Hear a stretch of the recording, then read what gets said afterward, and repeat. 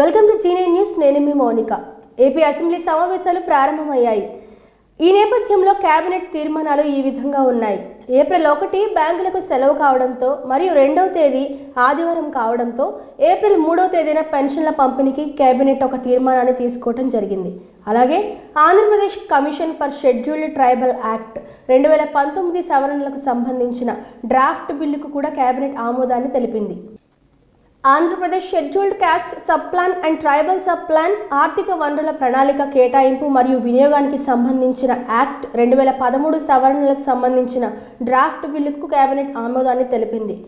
సంక్షేమ హాస్టళ్లలో విద్యార్థులకు మెరుగైన సౌకర్యాలు, వసతులు కల్పించేందుకు మరింత సూక్ష్మ స్థాయిలో పర్యవేక్షణ నిమిత్తం ప్రస్తుతం ఉన్న అసిస్టెంట్ వెల్ఫేర్ ఆఫీసర్ల సేవలను మరింత విస్తృతంగా వినియోగించుకునేందుకు ఒక నిర్ణయాన్ని కేబినెట్ తీసుకోవడం జరిగింది. అయితే ఇందులో భాగంగా సంక్షేమ శాఖలో ప్రస్తుతం ఉన్న అసిస్టెంట్ వెల్ఫేర్ ఆఫీసర్ల పోస్టులు సోషల్ వెల్ఫేర్ కావచ్చు, ట్రైబల్ వెల్ఫేర్, బీసీ వెల్ఫేర్ను క్లస్టర్ల వారీగా నియామకాలకు కూడా గ్రీన్ సిగ్నల్ని ఇవ్వడం జరిగింది. 3 మండలాలను ఒక క్లస్టర్గా నిర్ణయించి ఏడాది కాల పరిమితిలో 1 సంవత్సరం కాలంలో ఒక అసిస్టెంట్ వెల్ఫేర్ ఆఫీసర్ను నియమించాలి అన్న ప్రతిపాదనకు కేబినెట్ ఆమోదాన్ని తెలియజేయడం జరిగింది. Andhra Pradesh state scheduled caste commission chairman సభ్యుల పదవీకాలానికి సంబంధించి Andhra Pradesh State Commission for scheduled caste act 2019 సవరణ బిల్లుకు కూడా కేబినెట్ ఆమోదాన్ని తెలిపింది. చైర్మన్ సభ్యుల పదవీకాలాన్ని 3 సంవత్సరాల నుంచి 2 సంవత్సరాలకు మార్పు చేస్తూ ఒక నిర్ణయాన్ని తీసుకుంది కేబినెట్. అలాగే పదవీకాలం ముగిసిన తర్వాత కూడా అదనంగా మరో 2 ఏళ్లు పొడిగించేలా మార్పు చేస్తూ తీసుకున్న నిర్ణయానికి కేబినెట్ ఆమోదాన్ని తెలియజేసింది. Andhra Pradesh Commission for Backward Classes commission పదవీకాలానికి సంబంధించి Andhra Pradesh State Commission for Backward Classes Act 2019 సవరణ బిల్లుకు కేబినెట్ ఆమోదాన్ని తెలియజేయడం జరిగింది. కమిషన్ పదవీకాలాన్ని 3 సంవత్సరాల నుంచి 2 సంవత్సరాలకి మార్పు చేస్తూ కూడా ఒక నిర్ణయాన్ని తీసుకోవడం జరిగింది. పదవీకాలం ముగిసిన తర్వాత కూడా అదనంగా మరొక 2 ఏళ్లు పొడిగించేలా మార్పు చేస్తూ తీసుకున్న నిర్ణయానికి కేబినెట్ ఆమోదాన్ని తెలియజేసింది.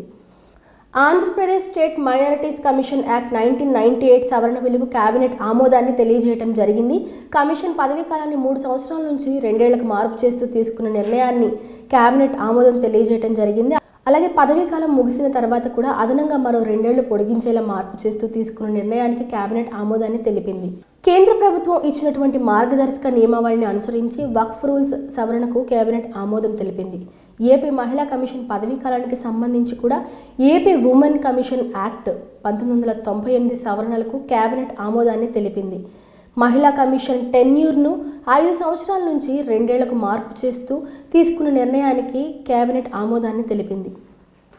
అలాగే ఏపీ గ్రామ సచివాలయాలు మరియు వార్డు సచివాలయాలు 2022 ఆర్డినెన్స్కు బదులుగా ఏపీ గ్రామ సచివాలయం, వార్డు సచివాలయాల 2023 బిల్లు ప్రతిపాదనకు కేబినెట్ ఆమోదాన్ని తెలిపింది.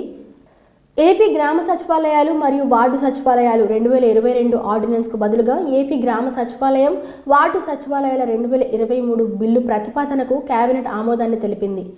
ఏపీ కార్ల్ పులివెందులలో అగ్రికల్చర్, హార్టికల్చర్, వెటర్నరీ సైన్స్ కళాశాలల ఏర్పాటుకు కేబినెట్ ఆమోదాన్ని తెలిపింది.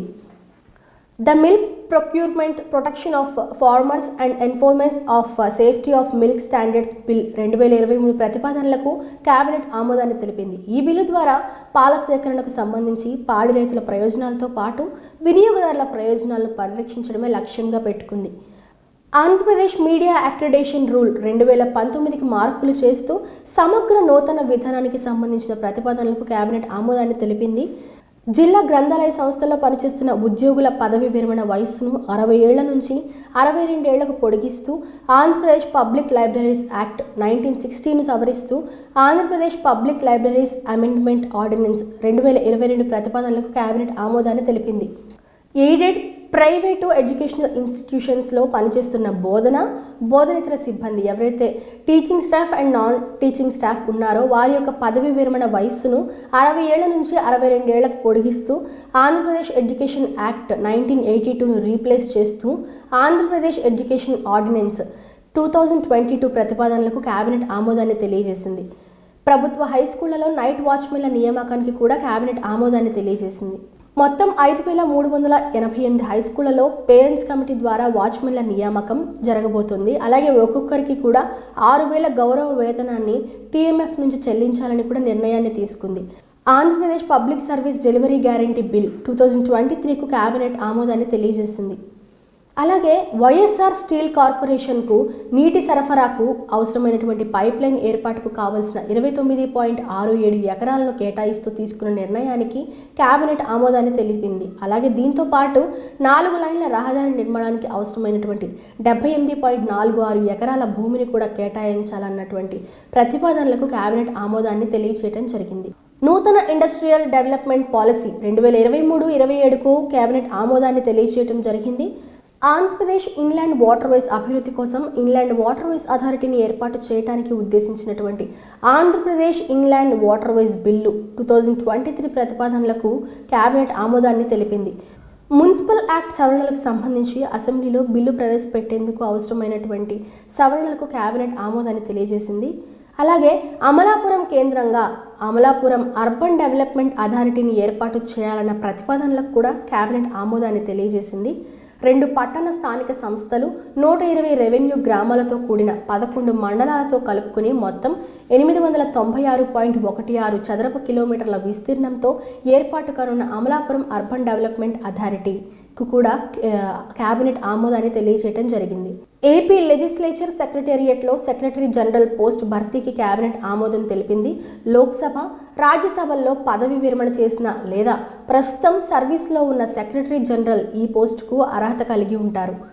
కొత్తగా ఏర్పాటు చేసిన 6 మండలాలు అనపర్తి, పిడుగురాళ్ల, మైదుకూరు, మైలవరం, ఉదయగిరి, నిడదవోలులో అవుట్సోర్సింగ్ విధానంలో మండల్ లీగల్ సర్వీసెస్ కమిటీ భర్తీ చేయడానికి కేబినెట్ ఆమోదాన్ని తెలియజేసింది. 18 పోస్టుల భర్తీకి కూడా గ్రీన్ సిగ్నల్ ఇవ్వడం జరిగింది. Andhra Pradesh advocate welfare fund act 1987 సవరణలకు కేబినెట్ ఆమోదాన్ని తెలిపింది. రిజిస్ట్రేషన్ సేవలకు ఈ స్టాంపింగ్ విధానాన్ని ప్రవేశపెడుతూ తీసుకున్న నిర్ణయానికి కూడా కేబినెట్ ఆమోదాన్ని తెలియజేయడం జరిగింది. అదేవిధంగా తప్పుడు రిజిస్ట్రేషన్లు నివారించడానికి అవసరమైనటువంటి ప్రతిపాదనలతో రిజిస్ట్రేషన్ యాక్ట్ 1908కు సవరణకు ఈ కేబినెట్ ఆమోదాన్ని తెలియజేయడం జరిగింది. అలాగే ఎక్సైజ్ చట్టం సవరణకు కూడా కేబినెట్ ఓకే చెప్పడం మనం చూస్తూ ఉన్నాము. Andhra Pradesh charitable and Hindu religious institutions and endowments act 1987 ప్రకారం అన్ని దేవస్థానాల బోర్డుల్లో ఒక నాయి బ్రాహ్మణుని సభ్యుడిని నియమించాలన్న ప్రతిపాదనకు కేబినెట్ ఆమోదాన్ని తెలియజేసింది. దేవాలయాల్లో క్షౌర కర్మలు చేస్తున్నటువంటి నాయి బ్రాహ్మణులు కనీసం నెలకు 20,000 ఖచ్చిత కమిషన్ అందించాలన్నటువంటి ప్రతిపాదనలకు కేబినెట్ ఆమోదాన్ని తెలియజేసింది. కనీసం 100 పనిదినాలు ఉన్న క్షరకులుకి ఇది వర్తింప చేయటం జరుగుతుంది. అలాగే పట్టాదార్ పాస్బుక్స్ ఆర్డినెన్స్ 2023 సవరణకు కేబినెట్ ఆమోదాన్ని తెలియజేయడం జరిగింది. Andhra Pradesh dotted lands updation in resettlement registration ordinance 2022లో సవరణలకు కూడా కేబినెట్ ఆమోదాన్ని తెలియజేసింది. అలాగే మచిలీపట్నంలో 220 గజాల స్థలము మదరసాకు కేటాయించడం కూడా జరిగింది. ఇవి ఇప్పటివరకు అసెంబ్లీలో తీసుకున్నటువంటి తీర్మానాలు, వివిధ రంగాల్లో ఆమోదించినటువంటి బడ్జెట్లు. మరిన్ని అప్డేట్స్ కోసం చూస్తూనే ఉండండి G9 న్యూస్.